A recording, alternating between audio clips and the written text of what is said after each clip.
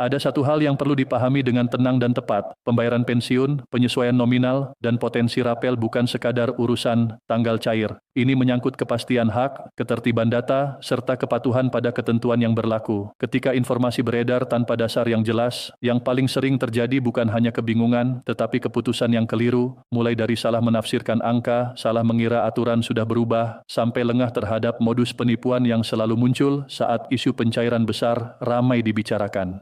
Pada 25 Feb 2026, perhatian publik kembali tertuju pada isu yang sangat sensitif bagi para pensiunan. Apakah pembayaran akan tetap aman? Apakah ada penyesuaian gaji pensiun yang benar-benar resmi? Dan bagaimana memahami kabar bahwa nominal bisa terlihat lebih tinggi dari biasanya? Di titik ini, ada dua risiko yang diam-diam membesar bila penjelasan tidak diikuti sampai tuntas. Pertama, risiko salah paham terhadap dasar kebijakan, seolah-olah kenaikan atau perubahan sudah pasti berlaku, padahal yang menentukan adalah regulasi dan instruksi resmi. Kedua, risiko persoalan administratif dan keamanan, di mana dana bisa tertahan sementara karena verifikasi belum terbaca, atau dana justru menjadi sasaran pihak yang menyamar sebagai petugas dan meminta data rahasia. Pertanyaannya sederhana, namun dampaknya besar. Apakah yang diterima pada 25 Feb 2026 adalah gaji pensiun rutin sesuai ketentuan yang sudah berjalan, atau ada komponen lain yang membuat angka terlihat berbeda? Lalu, jika nominal tidak sama antar penerima, apakah itu kesalahan sistem atau konsekuensi perhitungan yang memang mengikuti golongan, masa kerja, dan komponen hak masing-masing? Ada jeda penting di sini. Banyak orang terburu-buru menyimpulkan hanya dari satu tangkapan layar saldo atau satu pesan berantai, padahal penjelasan resminya selalu berada pada rincian mekanisme dan rujukan ketentuan. Dalam beberapa menit ke depan, penjelasan akan bergerak dari yang paling mendasar, jadwal dan mekanisme pembayaran, menuju hal yang paling sering disalahartikan, struktur nominal, isu kenaikan tahun 2026, dan mengapa kabar tembus 8 juta tidak bisa dipukul rata. Setelah itu, pembahasan akan masuk ke bagian yang jarang dibicarakan secara detail. Bagaimana rapel atau selisih penyesuaian dihitung, mengapa bisa berbeda-beda, apa saja penyebab dana tertahan sementara, dan bagaimana melindungi rekening dari permintaan OTP, PIN atau tautan yang mengatasnamakan lembaga. Semua akan dijelaskan secara bertahap dengan bahasa yang rapi dan mudah dipahami berdasarkan prinsip resmi, keputusan pemerintah, aturan yang berlaku, dan prosedur PT Taspen serta mitra bayar.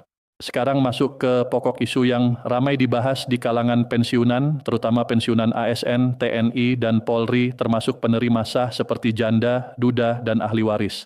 Ada kabar yang beredar luas bahwa pada 25 Feb 2026, gaji pensiunan dapat terlihat meningkat dan bahkan disebut bisa mendekati 8 juta. Kabar ini sering muncul menjelang momentum kebutuhan rumah tangga yang meningkat sehingga wajar jika menarik perhatian. Namun agar tidak terjadi salah tafsir, informasi semacam ini harus diposisikan secara tepat. Mana yang merupakan gaji pokok, mana yang merupakan total penerimaan setelah komponen tambahan, dan mana yang masih berupa isu kebijakan yang belum memiliki dasar regulasi yang diterbitkan. Pertama, soal jadwal dan kepastian penyaluran. PT Taspen Persero menegaskan bahwa pembayaran gaji pensiunan berjalan melalui mekanisme rutin dan tetap disalurkan sesuai jadwal sebagaimana biasanya. Penekanan utamanya adalah bahwa sistem pembayaran tetap berjalan normal. Dengan kata lain, beredarnya isu kenaikan atau penyesuaian tidak otomatis mengubah jadwal pembayaran dan tidak otomatis mengubah mekanisme penyaluran. Selama tidak ada ketentuan resmi yang memerintahkan perubahan, hak tetap disalurkan melalui transfer ke rekening masing-masing penerima melalui mitra bayar resmi yang ditetapkan. Dalam mekanisme bulanan, pembayaran pensiun pada prinsipnya mengikuti ketentuan penyaluran yang sudah lama berjalan. Jika tanggal pembayaran bertepatan dengan hari libur nasional atau akhir pekan, yang terjadi adalah penyesuaian teknis, bukan pemotongan hak. Penyesuaian teknis dilakukan agar transfer tetap dapat diproses aman melalui layanan perbankan. Yang perlu dipegang adalah prinsip dasarnya. Hak pensiun dibayarkan penuh sesuai ketentuan, dan setiap penyesuaian hanya bersifat teknis untuk kelancaran sistem. Kedua, soal nominal yang sering menimbulkan harapan sekaligus kebingungan. Dalam pemberitaan media nasional dan diskusi yang beredar, disebutkan bahwa gaji pensiunan PNS untuk golongan tertentu bisa mencapai hingga sekitar 4,9 juta per bulan. Perlu diperjelas, angka ini merujuk pada gaji pokok, bukan total keseluruhan. Total penerimaan bulanan bisa berbeda karena ada komponen tambahan yang sah dan melekat sesuai ketentuan, dan komponen itu tidak sama untuk semua penerima. Karena itu, ketika muncul mengklaim bahwa total bisa mencapai 8 juta, klaim tersebut harus dipahami sebagai kemungkinan pada kondisi tertentu, yakni ketika penerima memang memiliki komponen tambahan yang sah dan tercatat, sehingga total tampak lebih tinggi, bukan angka seragam bagi seluruh pensiunan. Agar lebih jelas, kisaran gaji pokok berdasarkan golongan sering dirinci sebagai berikut. Golongan I berada di kisaran sekitar 1,7 juta sampai 2,2 juta per bulan. Golongan 2 berada di kisaran sekitar 1,7 juta sampai 3,2 juta per bulan. Golongan terbelaki berada di kisaran sekitar 1,7 juta sampai 4,0 juta per bulan. Dan golongan IV berada di kisaran sekitar 1,7 juta sampai 4,9 juta per bulan. Pada golongan tertentu, gaji pokok dapat mendekati 5 juta. Namun sekali lagi, ini gaji pokok. Total penerimaan dapat berbeda karena tambahan komponen lain sesuai ketentuan dan hak masing-masing. Di sini penting menempatkan satu prinsip agar tidak terjadi salah paham. Besaran gaji pensiun mengikuti ketentuan berdasarkan golongan terakhir sebelum pensiun, masa kerja, dan data yang tercatat. Karena itu, perbedaan nominal antar penerima bukan sesuatu yang otomatis salah. Justru, perbedaan itulah konsekuensi dari perhitungan yang mengikuti data masing-masing. Ketiga, soal isu kenaikan gaji atau penyesuaian nominal pensiun tahun 2026. Penjelasan yang perlu dipegang adalah bahwa penyesuaian nominal pensiun harus memiliki dasar regulasi atau ketentuan resmi dan pelaksanaannya menunggu instruksi formal. Dalam penjelasan resminya, PT Taspen menyampaikan bahwa sampai pada tahap tertentu, belum ada surat edaran atau pengumuman resmi dari pemerintah yang diterima sebagai dasar kebijakan kenaikan nominal pensiun untuk tahun 2026. Artinya, pembayaran yang berjalan pada 25 Feb 2026 tetap mengacu pada ketentuan yang sudah berlaku selama belum ada regulasi resmi yang menetapkan perubahan. Ini penting agar tidak terjebak pada kabar yang menyatakan sudah pasti naik sekian persen tanpa rujukan yang sah.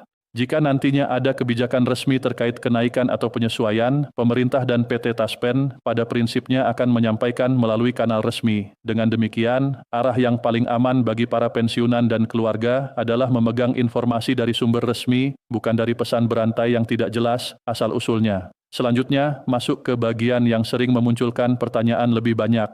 Rapel atau selisih penyesuaian yang sempat tertunda. Dalam narasi yang beredar, disebutkan bahwa pemerintah secara resmi menetapkan pencairan selisih kenaikan gaji, pensiun yang sempat tertunda, dan kebijakan ini mencakup pensiunan ASN, TNI, dan Polri, termasuk penerima sah seperti janda, duda, dan ahli waris. Inti pesannya adalah hak penerima diakui dan diproses sesuai ketentuan status penerima, sehingga tidak terjadi beda tafsir tentang siapa yang berhak dan bagaimana prosesnya. Mekanisme pencairan yang ditekankan tetap dilakukan melalui transfer otomatis ke rekening masing-masing penerima. Dengan mekanisme ini, penerima pensiun tidak perlu datang ke kantor Taspen, tidak perlu antre, dan tidak perlu bergantung pada kabar dari banyak pihak. Indikator paling sederhana adalah mutasi rekening. Untuk yang menggunakan mobile banking, notifikasi transaksi masuk biasanya muncul. Untuk yang memakai SMS bank, sebagian bank juga mengirim pemberitahuan. Untuk yang lebih nyaman dengan cara konvensional, pengecekan dapat dilakukan lewat ATM atau dengan memperbarui buku tabungan. Prinsipnya sama, yang dilihat bukan hanya saldo, tetapi catatan mutasi yang menunjukkan transaksi masuk, termasuk keterangan sumber dana dari Taspen melalui mitra bayar resmi. Di titik ini, pertanyaan yang paling sering muncul adalah mengapa nominal rapel berbeda-beda, bahkan antar penerima dengan latar yang sama-sama pensiunan. Jawabannya sebenarnya sederhana, rapel bukan angka tunggal yang disamaratakan. Rapel adalah akumulasi selisih yang dihitung berdasarkan data masing-masing penerima. Ada 4 faktor utama yang memengaruhi besar kecilnya dana yang masuk. Faktor pertama adalah gaji pokok terakhir sebelum penyesuaian. Semakin tinggi gaji pokok terakhir, selisih penyesuaian per bulan cenderung lebih besar, sehingga rapel yang terkumpul juga cenderung lebih besar. Faktor kedua adalah golongan dan pangkat terakhir. Golongan IV tentu berbeda dari golongan terdahulu dan pangkat turut memengaruhi struktur perhitungan yang melekat. Faktor ketiga adalah lama keterlambatan pembayaran selisih. Rapel adalah akumulasi selisih yang tertunda. Makin banyak bulan tertunda, makin besar akumulasi. Faktor keempat adalah komponen tambahan yang melekat pada gaji pokok sesuai ketentuan, seperti tunjangan keluarga, tunjangan pangan, atau komponen lain yang ikut menyesuaikan. Bila komponen-komponen tersebut ikut dalam penyesuaian, rapel akan berubah mengikuti struktur hak penerima. Untuk memudahkan pemahaman, sering dipakai ilustrasi sederhana. Selisih gaji per bulan dikalikan jumlah bulan yang tertunda, kemudian ditambah penyesuaian tunjangan jika memang ikut berubah. Misalnya, jika selisih per bulan 1 juta dan tertunda 12 bulan, maka rapel kira-kira 12 juta sebelum memperhitungkan penyesuaian komponen lain. Ilustrasi ini bukan angka pasti untuk semua orang, tetapi membantu memahami logika dasarnya. Rapel adalah hasil akumulasi selisih, bukan bonus yang nilainya sama. Agar transparansi lebih mudah, PT Taspen juga menyediakan aplikasi digital resmi yang membantu penerima pensiun melihat rincian pembayaran. Dalam rincian tersebut, potongan biasanya terlihat jelas, termasuk potongan wajib, cicilan kredit, atau kewajiban lain yang memang tercatat. Banyak kebingungan terjadi ketika penerima memperkirakan nominal secara kasar, lalu mendapati angka bersih berbeda. Jika rincian dibaca, biasanya penyebabnya menjadi terang, ada potongan yang memang berjalan, atau ada komponen yang tidak melekat pada penerima tertentu. Bagi yang kesulitan menggunakan aplikasi, bukti yang paling sederhana tetap mutasi rekening atau pembaruan buku tabungan, karena di sana terlihat transaksi masuk dan keterangan sumbernya. Sampai di sini, ada satu hal yang sering menjadi penyebab dana tertahan sementara dan perlu dipahami dengan sangat tenang, autentikasi atau verifikasi identitas. Sistem penyaluran membutuhkan konfirmasi bahwa dana disalurkan kepada penerima yang benar dan tepat sasaran. Karena itu, ada proses autentikasi termasuk pemindaian wajah melalui aplikasi resmi. Jika autentikasi gagal, tidak dilakukan, atau terlewat, dana bisa tertahan sementara oleh sistem sampai verifikasi selesai. Ini bukan berarti hak hilang, ini berarti sistem menahan sementara untuk memastikan keamanan dan ketepatan penyaluran. Penahanan sementara karena autentikasi sering terjadi karena hal-hal yang tampak kecil, pemindaian tidak berhasil karena pencahayaan, perangkat tidak mendukung, jaringan tidak stabil, atau penerima lupa melakukan autentikasi rutin. Untuk pensiunan lanjut usia atau yang sedang mengalami kendala kesehatan, sikap yang paling aman adalah meminta bantuan keluarga untuk menjalankan proses autentikasi sesuai prosedur atau berkoordinasi melalui mitra bayar resmi untuk jalur layanan yang tersedia. Pesan utamanya jelas, ketertiban autentikasi membantu sistem bekerja lancar dan mengurangi risiko penahanan sementara. Kemudian, soal penerima sah seperti janda, duda, dan ahli waris. Dalam pembahasan hak pensiun, kelompok ini sering khawatir apakah haknya ikut diproses atau tertinggal. Penjelasan yang perlu dipegang adalah selama status penerima sah secara hukum dan tercatat, hak diproses sesuai ketentuan yang melekat pada status tersebut. Jika kebijakan rapel atau selisih penyesuaian mencakup penerima sah, maka proses berjalan sesuai ketentuan yang berlaku, bukan berdasarkan interpretasi bebas. Karena itu, kunci utamanya adalah status yang sah dan data yang tertib.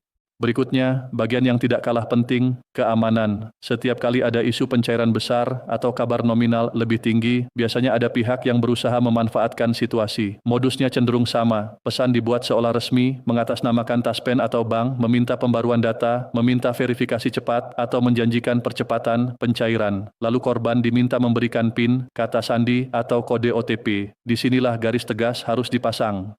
PT Taspen dan bank tidak pernah meminta PIN, password, atau OTP melalui telepon, pesan singkat, atau WhatsApp.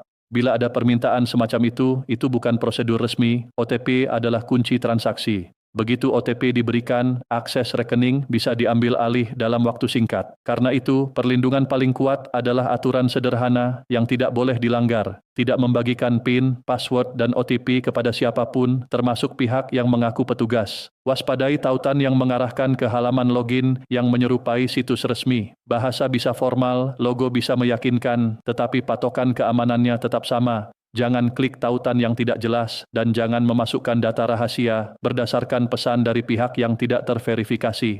Kewaspadaan juga diperlukan saat menarik dana di ATM. Jika ada kebutuhan penarikan tunai, lakukan di tempat yang aman dan bila memungkinkan ditemani keluarga. Hindari bantuan orang asing di mesin ATM. Banyak kerugian terjadi bukan karena sistem pensiun, melainkan karena kelengahan saat transaksi. Sikap waspada ini bukan untuk menakut-nakuti, melainkan untuk memastikan dana yang menjadi hak benar-benar dimanfaatkan untuk kebutuhan yang penting. Kesehatan, obat-obatan, kebutuhan rumah tangga, membantu keluarga, atau menambah tabungan masa depan. Agar semuanya lebih tertib, berikut gambaran alur tindakan yang dapat dijadikan pegangan tanpa menimbulkan kepanikan. Pertama, pastikan rekening penerima pensiun aktif dan siap menerima transfer. Rekening yang bermasalah dapat membuat penyaluran sulit terbaca atau memicu kendala teknis. Kedua, lakukan pemantauan saldo dan mutasi rekening dengan acuan 25 Feb 2026 sebagai standar waktu dalam naskah ini. Jika ada transaksi masuk, periksa mutasi untuk memastikan sumber dana tercatat dari Taspen melalui mitra bayar resmi. Ketiga, bila menggunakan aplikasi resmi Taspen, lihat rincian pembayaran agar jelas komponen penerimaan dan potongan yang tercatat, termasuk potongan wajib, cicilan kredit, atau kewajiban lain. Keempat, pastikan autentikasi rutin dilakukan sesuai prosedur. Jika ada kendala teknis atau kondisi kesehatan, keluarga dapat membantu sesuai jalur yang benar atau berkoordinasi dengan mitra bayar resmi. Kelima, jaga keamanan, abaikan pesan dan tautan mencurigakan, dan jangan pernah memberikan PIN, password, atau OTP. Dalam praktik, ada beberapa situasi yang sering menimbulkan kesimpulan yang terburu-buru. Kadang dana belum terlihat pada jam tertentu, bukan karena tidak dibayarkan, tetapi karena proses transfer memiliki urutan layanan atau dipengaruhi layanan bank. Karena itu, rujukan yang paling akurat tetap mutasi rekening, bukan kabar dari grup percakapan. Ada juga situasi dana tertahan karena verifikasi identitas belum selesai. Jalan keluarnya bukan mencari jalur cepat dari pihak tak dikenal, melainkan menyelesaikan autentikasi sesuai prosedur resmi. Ada pula perbedaan nominal dari perkiraan karena potongan yang tercatat. Jika rincian dibaca, penyebabnya biasanya dapat dipahami secara jelas. Pada akhirnya, inti informasi yang perlu dipegang secara tenang adalah sebagai berikut. Pembayaran pensiun tetap berjalan melalui mekanisme rutin dan jalur resmi PT Taspen serta mitra bayar. Isu nominal tembus 8 juta harus dipahami sebagai total yang mungkin terjadi pada kondisi tertentu karena adanya komponen tambahan yang sah, sementara gaji pokok untuk golongan tertentu disebut dapat mencapai sekitar 4,9 juta. Kisaran gaji pokok berdasarkan golongan yang sering disebut adalah golongan I sekitar 1,7 juta sampai 2,2 juta, golongan 2 sekitar 1,7 juta sampai 3,2 juta, golongan tedra sekitar 1,7 juta sampai 4,1 juta, golongan IBLO sekitar 1,7 juta sampai 4,9 juta. Terkait isu kenaikan atau penyesuaian nominal pensiun tahun 2026, penekanan yang disampaikan adalah selama belum ada surat edaran atau pengumuman resmi pemerintah yang diterima sebagai dasar, pembayaran mengacu pada ketentuan yang sudah berlaku. Jika ada rapel atau selisih penyesuaian yang sempat tertunda, nominalnya wajar berbeda-beda karena dipengaruhi gaji pokok terakhir, golongan dan pangkat, lama keterlambatan pembayaran, serta komponen tambahan yang melekat. Kelancaran sangat dipengaruhi autentikasi rutin. Jika verifikasi terlewat atau gagal, dana dapat tertahan sementara, dan dari sisi keamanan, PT Taspen maupun bank tidak pernah meminta PIN, password, atau OTP melalui pesan atau telepon. Semua permintaan data rahasia harus dianggap sebagai indikasi penipuan. Semua acuan waktu dalam naskah ini telah distandarkan pada 25 Feb 2026 agar pegangan informasi menjadi satu, tidak bercabang, dan mudah digunakan saat memeriksa saldo, memeriksa mutasi, atau memastikan prosedur berjalan benar. Dengan memahami mekanisme, menjaga ketertiban data dan autentikasi, serta melindungi keamanan rekening, masa pensiun dapat dijalani dengan lebih stabil, tanpa terjebak kabar yang belum tentu benar, tanpa panik saat nominal berbeda, dan tanpa memberi ruang bagi pihak yang ingin memanfaatkan situasi. Semoga para pensiunan dan keluarga selalu diberi kesehatan, ketentraman, dan kemudahan dalam menjalani masa pensiun yang layak, aman, dan sejahtera.